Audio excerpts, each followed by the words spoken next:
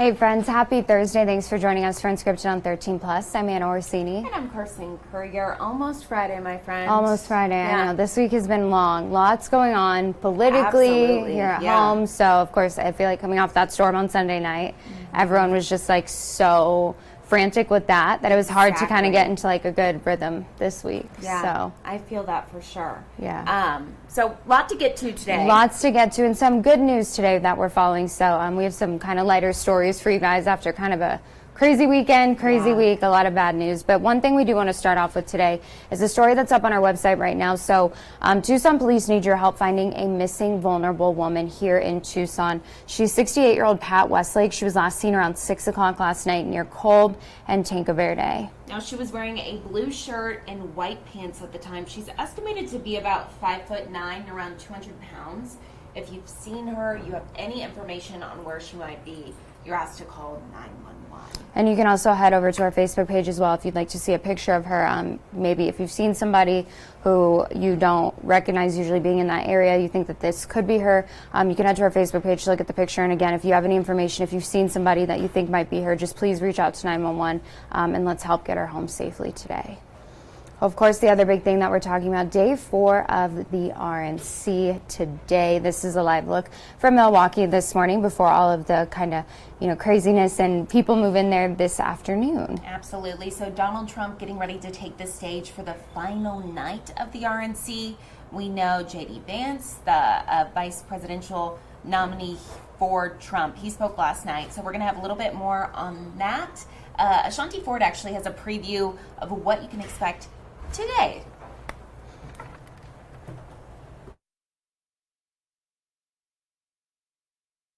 It's the 4th and final day of the Republican National Convention and the first that we're hearing from former President Donald Trump since the attempted assassination. Today's theme for the RNC is Make America Great Once Again, which is an amended version of Trump's campaign slogan from his 2016 presidential campaign. And the overall theme of the RNC this week, sending a message of unity to the Republican Party. Let's send Joe Biden back to his basement and let's send Donald Trump back to the White House. Donald Trump is the president who will actually unite this country. This is the former president's 3rd nomination speech, but it's expected to take a different tone, aiming to unite not only the Republican Party, but the entire country after he was shot at in Pennsylvania last weekend. Reporting from the RNC in Milwaukee, I'm Ashanti Ford. Kind of go ahead and start with and taking a live look outside here on your Thursday. A lot of us, especially if you left early this morning over the past few days, we've been seeing that lightning here in Tucson early in the morning, at least the northwest side of town. I think a lot of people hoping, maybe some storms will move in the morning. That hasn't necessarily come to fruition, but hopefully seeing some storms move in at some point. We have 13 First Alert forecaster Allie Potter here with us today. You look so tall. I'm wearing heels. Oh, okay, I'm like... I grew overnight. Well, I looked over my shoulder and I couldn't see your head because Carson was standing there, and I'm like, wait, who is this? Because I just saw the blonde, and I'm like, Allie's like our height. What is happening? I know. We're on the same page now. Yeah, we're, ate the green beans, grew overnight. Oh my That's goodness. My mom used to say, eat the green beans and you'll grow. And that's great. Didn't we wish it worked that way? Yeah, it'd be nice. Weather-wise, though, heading into this weekend, storm chances looking good. Yes, they but are. They've been the same. I feel like we've been seeing the 40-50% on our 7-day, and then like, Welcome to monsoon. Doesn't come. Yeah, What's happening? It is. I know. Just Mother Nature really is giving a lot of attention to Sierra Vista and Nogales. Okay. So Metro Tucson, not so much, but just like you said, you look outside even last night and you're like, oh, lightning, and you get so excited. And every morning I come in, I'm like, Mallory, I saw lightning. She's like, storms to our south, storms to our west. And I'm like, super. So no storms for us. Make it a great morning. Yeah, just tells it like it is, that Mallory Schnell. So today, though, we are expected to be on the hotter side. We're seeing 94 right now in Tucson, 84 if you're in Sierra Vista, 97 Marana, 90 for Safford, 86 for our friends in Douglas or Bisbee. We haven't done the dog walking forecast in a while because it's been hot, but we were talking about these hot temperatures yesterday, but I have to show Goliath. He's handsome. Isn't he? And he's got the right idea. He does. He loves pools. Aww. He loves to, he just, I try to look for something like, not that you want to look for anything bad in the dog, but you're like, okay, what's the catch here? Yeah. There's nothing. I know. He's a He's a handsome boy. He's crate trained. He's just trained. He loves the pool, all that stuff. Car rides, leash trained. The only thing is he's a big dog. He's 85 pounds. So it's like Goliath is Goliath what is we're a seeing. big boy. Yes, Goliath says, I want to go out walking later at 3 o'clock, 1:06. We're seeing 97 degrees by 7 o'clock, though. I mean, he wants to go to bed by 9 o'clock, 92 degrees. He's available, by the way, at PAC. They're at critical levels right now. So if you can adopt Goliath, he would love to go home with you. So far, we've seen 50 triple-digit days here in Tucson so far this year. Now, 27 of those have been 105 or more, 6, 110 or more. Obviously, we're surpassing the normal when it comes to 105 and 110. Corey Coates and I were talking yesterday, and he's like, do you think we're going to break a record of 105? I'm like, don't speak that, child. No, we don't want to talk about that. We need to keep things on the cool side. Cool side right now, though, a little bit of cloud coverage. We're picking up in Sahuarita, parts of Vail, and Nogales. No storms right now, but that chance for rain staying in the 40s today, tomorrow, jumping up to 50 on Saturday, 60 by Sunday, 50 on your Monday. So it looks promising, but our models have kind of been all over the place. But this looks nice. At least we're seeing some type of rainfall for the Tucson area later on this afternoon. Storm cells, we're loving that too. Nogales, of course, parts of Sells, Wilcox, and the Douglas area. Now, the trick, though, is for the rain to go over the airports in Tucson because that's where we collect our rain data. And, a lot of folks are going, hey, but I got rain on the east side or the northwest side or the south side. And it's like, we can't count that to our totals if it's not in Tucson. But we are so happy for you if you're able to get rain later today. Bring it our way. 5 o'clock. This is what our radar is indicating. Dry conditions, though, for the Tucson area. Not so much if you're in Sierra Vista. Now, tomorrow we have a nice chance for rain. Loving this. Looks better, right? So the green, obviously, that's either moisture, a little bit of sprinkles, but we like to see the colors when it comes to the orange, the yellows. That means that there's actually significant activity happening. So that could vary from lightning to strong winds to heavy rainfall. So we do like to see that when it comes to our radar. This is around 11 o'clock, so expecting some of those storms later on in the evening. Cochise County, once again, the spoiled ones. 40% chance this time, though, for Bisbee, Wilcox, Sierra Vista, Douglas, with temperatures hanging out in the 90s. Douglas, 99, which is actually on the toasty side for you. Your 13 for 7-day forecast includes 107 for today. We're not talking 110, so that's some good news. But those storm chances really look nice, though, this weekend. That's great news. Yeah, 60, I like it. And it falls just 1 week right after we had that storm this past Sunday. So hopefully it doesn't end up being a repeat of what we saw. We could do the rain, but no winds. Those winds were crazy. They really were. Yeah. Okay. Well, we'll see. We'll see. That's the fun part about monsoon. Thanks, Allie. Well, as we head into our weekend and we talk about those weather chances, something really cool is actually happening this weekend. So the Agua Caliente racetrack for greyhounds in Mexico is closing. It's in Tijuana. And with that, there are now 150 greyhounds who need to find their homes. And so there's a local organization, Southern Arizona Greyhound Adoption, or SA Grays, who helps kind of take the burden off of some of these, other rescue groups, and they kind of redirect some of the greyhounds here to help them find homes. It's a completely, nonprofit organization. They have a ton of volunteers who help make everything possible. They just kind of ease these greyhounds into the next stage of their life. They're so regimented, so routine, because they've been living such a structured life of an athlete. And so they help them, kind of ease into being just a family dog.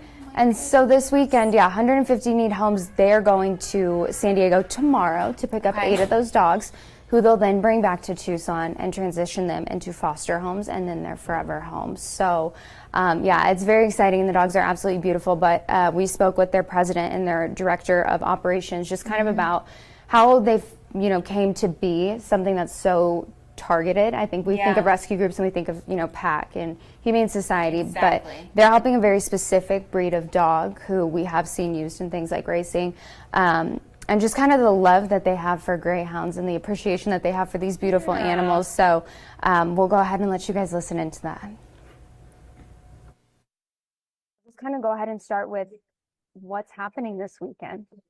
So the racetrack, the sole remaining track in Tijuana, Agua Caliente has closed. And so there was 150 dogs that were still down there racing. And so between three primary groups in California, they're in the process of getting these dogs out and getting them to other groups who can help place them.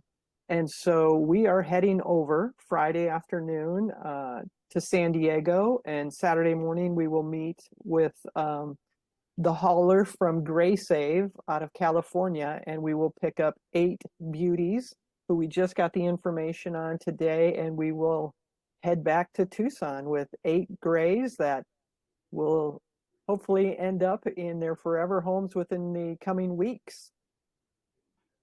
So obviously these dogs are coming off of a situation where they've been racing. They've, kind of just had this lifestyle where they're working. So what's the transition like for those dogs kind of, adjusting to homes and not having to run, not having to, go out and race? Is that a hard transition for them to make? It's very easy transition for them. It takes them maybe less than 24 hours to realize that they are retired, and we consider them athletes. So as an athlete would retire, they slowly slide into home life. We have a great group of fosters that will teach them how to walk on a tile floor, show them that they don't need to go through the sliding glass door. And it's heartwarming to see their transformation. And it doesn't take long at all. They're very smart animals, very smart animals. I think what's so special about this entire thing to me is you have 150 dogs that were taken out of this situation, the track closed down, and you have all these organizations from, California, Arizona stepping in to get these dogs placed in homes, and kind of everybody stepping up to make sure they have a place to go. What's so special about greyhounds that, there's such a specific focus on this one particular breed of dog? How much time do you have?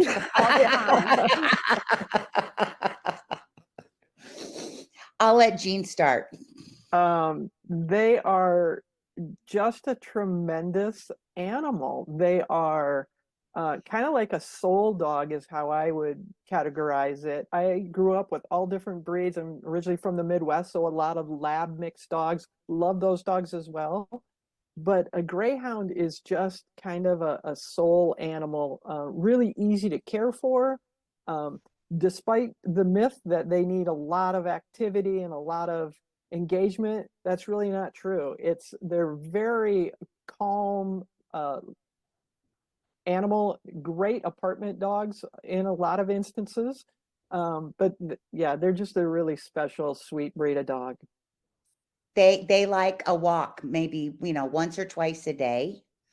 And then the rest of the time is usually lounging. So they're very easy to care for. I use mine as an example. We go out for a walk every morning at 5:00. We come home and we eat breakfast.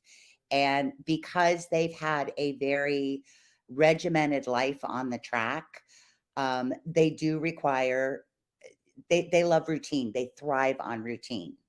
So I often joke, if it's a rainy day and we can't take our walk before we eat breakfast, it's a bad day because I got them out of their routine. They're just a great all-around dog. And I've had experience with many breeds over the years as well. And I adopted my first greyhound, and I'll never go back.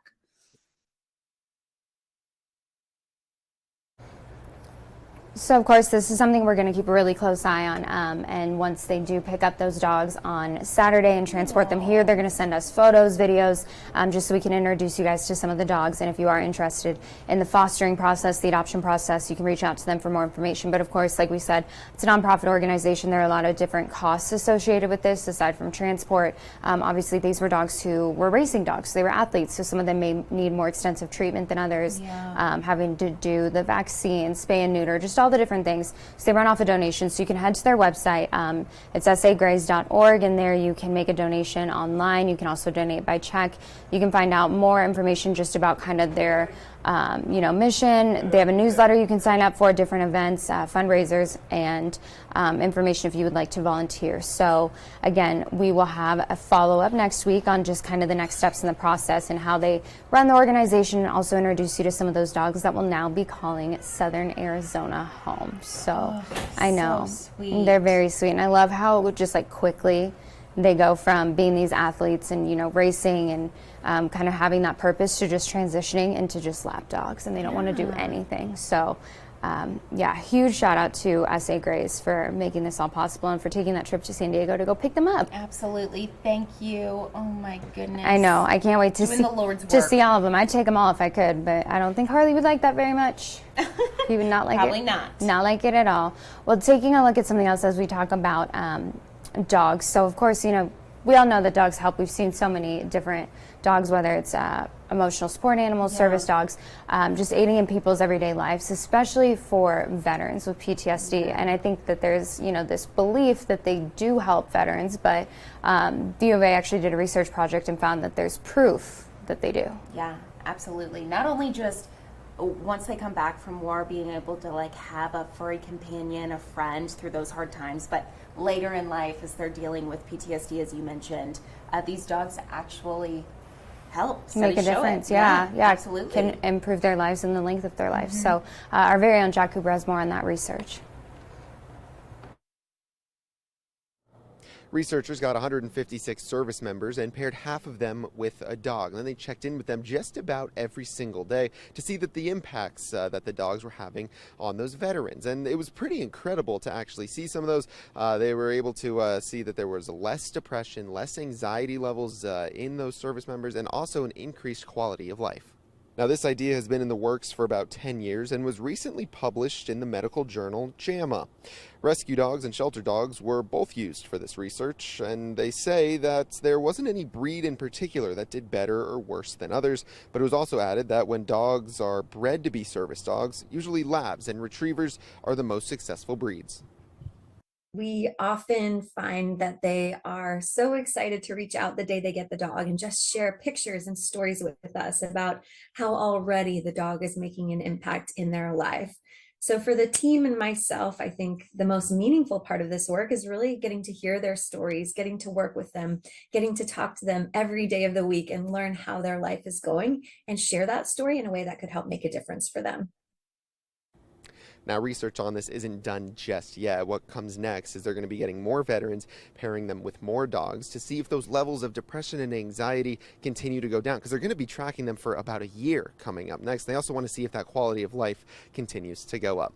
Reporting at the University of Arizona in Oro Valley, I'm Jack Cooper, 13 News. And turning now to some talker stories. Some trending stories. All I've heard from you is how disgusting this story is. So I'm looking forward to it. Oh, yeah. I would say we definitely have three There's a theme here. talkers Yeah. for you all today. So first, we'll start with, a passenger on an airplane was intercepted because he was trying to bring something extra slimy with him back to the United States. Customs and Border Protection said 90 African land snails were found in this man's luggage. So he was coming from Ghana. Now, the agency said the agriculture specialists figured out something was wacky because they could smell something. Don't know what snails smell like. What were they being transported in? Luggage, like a suitcase. But like you just let them Not sure. crawl free Undetermined. through the suitcase. Maybe. I know. It's gross. Ew. It's gross. So he did say, this passenger said as he was going through, that he had, beef skin and peppers. Okay. He did not mention the snails. Okay. The officials figured out there was snails there. This is what gets me, okay? So this is kind of like, have you seen the story? It was all over our website about the man who tried to bring 100 snakes in his pants No. through TSA. Yeah, it's another one of those. I don't know. So I think TSA has the most fascinating job. Oh, Like some of the probably. things that they find in airports, like, what are we doing? I don't know. Like, I don't know. You know what's crazy? I was actually in line at Tucson International Airport. I don't know. It was when I went back home a couple weeks ago. And this guy that was behind me was about to, put all of his stuff down. And he looked at his friend. And he was like, I have my gun. Oh, And his friend was like, you should probably go put that back in your car. yeah. And he was like, yeah, I never even thought about that. What do you mean you didn't think about that? Or like secure it at home so that it's not in your car, so that your car's 100%. not sitting at the airport and then gets broken into 100%. and there's a firearm in your car. Crazy. Okay, we're going all over the place. Yeah. These African snails are actually considered to be invasive species in the United States. Not allowed to be here. And the officials believe that this man was going to eat these snails. Don't know why, but that's kind of what they came up with. All 90 of them? Yes. They were alive though, right? Yes. So I guess if you eat them, they can pose extreme, like, serious health effects. So of course I had to Google. I'm like, what can African snails do to you if you Right. eat them? So they say it's a vector for something called a rat lungworm, Okay. which is associated with meningitis in humans. So I don't know what this man was thinking, but he's not good. What'd they do with them? They just took them away? I don't know. That's so strange. Because at Yeah. first when I saw this story, Look I'm at like, him. I'll get out of the way here. oh, there's like the snail mucin that people use on their skin for like Yeah. hydrating benefits. I'm like, Yeah, oh, maybe face this was a and skincare thing. Yeah, no. Why would you want to eat that? Oh, it's at the Detroit airport. So what happens now? Does it say? Was he yeah, charged with so- anything? No. Interesting. Double checking here. I have so many questions. Huh. And the fact that they smell. What are you doing, sir? Well, here's the thing. Why 90? How long do they stay fresh for? What were you transporting them in? Were they just like crawling? and like, why did the customs agents believe they were intended to be eaten? I have so many questions. So many here. questions. Yeah. Just gross. Mm-hmm. Yeah, not a fan. Was it a checked bag or was it a carry-on? That's what I want to know too. I don't know. I would assume checked. Disgusting. Confusing. Okay, well, one woman in Florida is so lucky this morning, and she's recovering after she was attacked by an alligator. Oh no. This is one of my worst fears. I put this in here because me and you were talking about whether or not we think being attacked by an alligator or a shark would be worse. Yeah, just the things that me and Carson casually talk about on a daily basis. And you were talking about how an alligator takes you to the bottom and just spins Spins you. you around, yeah, to drown you.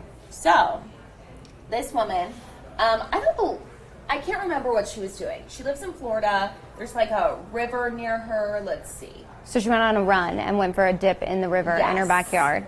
So she said, I was basically standing in shallow water, and I looked from the dark water,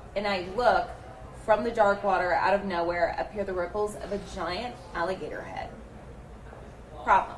The gator attacked her, biting her leg.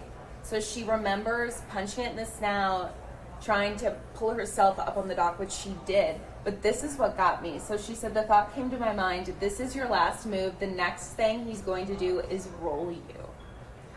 Oh my God. I told you, I know, it's terrifying. Because as soon as they get you like off steady balance, like Yeah. under the water, that's what they'll do. They'll drag you down and they'll roll you, which is terrifying. I mean, neither are a good option. But it's just so scary to me that you can be standing in shallow Oh, I water know. and it can come up and grab you, and that she saw it coming towards her. Yeah. But like you don't have enough time to get away. Oh, for sure. And it's not like a shark where you can just run out of the water. Scary. Oh, for sure. So it weighed more than 400 pounds, measured 10 feet, 8 inches long. Crazy. The alligator was removed from the river, later euthanized. Thank goodness she only broke her leg. Okay. And she has cuts, but she said Very lucky. it'll be okay. No major nerves were severed. They say don't feed the alligators. They think that's why they were coming up in that area. Because usually, like, they are kind of afraid of humans unless they've kind of been trained to come to humans because Yes. they have food for them, which I don't know why. Like, No. my parents always told me growing up, like, don't tempt crazy. Kind of Yeah. same thing. Why would you tempt an alligator? Like, No, I wouldn't for be out sure. there just, like, feeding the alligator for fun. No, stay there. Yeah. Also, I just feel like if I lived in Florida, I would never go into like murky kind of river Any body of areas. water that I couldn't see the bottom of, absolutely. And you just don't know, like in Texas, there was a lake that we used to go to that alligators were not native to that area, but people would have them as pets and then release them. All of a sudden there were alligators in this lake. So it's just like, I don't know, it creeps me out. I hate thinking about it. Oh, for sure. When I was in Florida, there was this lake that a bunch of kids, like at this resort, you were able to like rent a kneeboard and kind of paddleboard throughout the lake. And I'm like, that looks so fun. And my mom and dad are like, alligators? And I was like, what? They're like, oh yeah, no, there's definitely alligators in that lake. I mean, there was one a while back at the Disney. There was that little boy who was attacked and killed. And the animals are mad at us. We say that a lot. The animals are not happy. No, they're not happy. But thankfully she's okay and was able, because I feel like in that situation you'd be so just like, oh my God, what is happening? Yeah. And to like have the wherewithal to be like, look, he's going to pull me down, he's going to drag me and roll me and I'm going to die, and react and punch him. She did everything right. Yeah. So, thank goodness. I know, that's so scary. Oh, thankfully, that's one thing we don't have to worry about here, which is nice, is the gators. So that's a win for us. Okay, so this is something that we've been talking about for a while. So obviously Olympics, opening ceremonies in 6 days now, I believe. So one topic of conversation has been this Seine River, especially because in June they were testing the cleanliness of the river, found lots of E. coli in that river. So there's been this kind of debate. Should we have the triathlon in here? There's numerous events. Let me take a look really quick. There's going to be the triathlon, also marathon swimming, let's see, and swimming for the Paralympic triathlons. So several open water swimming events are going to be in this river. Now, in order to kind of make a statement, the mayor got in, made a video, swam. She's like, everything's clean now. We've been treating it. No worries. The further I got down in this article, so originally she was supposed to make this little video in June. Of course, as I mentioned, the E. coli. The unsafe levels of E. coli, kind of put that on the back burner. Yeah. Probably an issue. But nobody has been able to swim in this river for, let's see, over a century. So it's like, why now? Okay. 2, 3. As soon as like they heard that the mayor was like, yeah, no, this is going to be happening. So they made the initial announcement that they're like, hey, we're going to actually use the river in 2015 when they figured out they were going to be hosting the Olympics. So they've been getting it ready. Right. Well, it wasn't ready last month. Okay. Just so 9 years month, of getting it ready didn't really make an impact. No. Okay, cool. Just last month, people in Paris were mad that this was happening. So they created a hashtag, I'm pooping in the Seine. And everyone just started defecating in the lake. Like together? Yeah. And they're still letting our athletes from around the world swim in this lake. Why would people do that?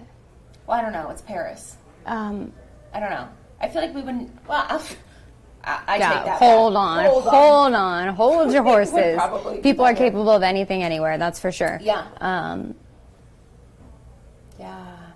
I don't know how I feel about this. I want to see. Let's see if the video of the mayor here. Yep, there she is. She's like, look, it's safe. It's clean. And then she decides to swim. There's people hanging out in the river. I don't know how I feel about this. Notice how she's holding her head above water so she's not ingesting any of the water into her mouth. That'd be my biggest concern, is that, like, obviously you can take precautions and stuff, but regardless, when somebody's swimming, they're going to get some percentage of that water into their mouth. Yeah. And then they're potentially ingesting E. coli. There's a lot of water in that river, so how much E. coli has to be in it for it to be, like, unsafe levels? Oh, well, exactly. And it's like, I don't know. I feel like if you were getting this ready since 2015 and you had issues in June. Well, I just don't know how you prepare a body of water like that, like, because I don't know what the source of the water is, and I don't know, like, where do their waste systems back up into, like, their sewage systems back up into the river? I have no idea, but look at all these folks. They're like, okay, the mayor said it's okay, so let's swim. It's good for your immune system. Get in there. Oh, goodness. Well, hopefully we don't see, like, a mass group of Olympians get sick. Hopefully it all goes off without a hitch. Yeah. Not good. This is why I'm not an Olympian. This is why, because these unsafe water conditions. Yeah. Yeah. Yeah. All these stories have just kind of made me feel yucky about travel and being in bodies of water. Yeah, I'm not a fan of that. No. Well, So we shall see what happens here. oh, I still like her mouth is still not going underwater. Yeah. She's like, nope, hard no. Interesting. Yeah, I don't think she ever goes underwater. Do you? No, you don't. Didn't think so. Yeah. Interesting. Huh.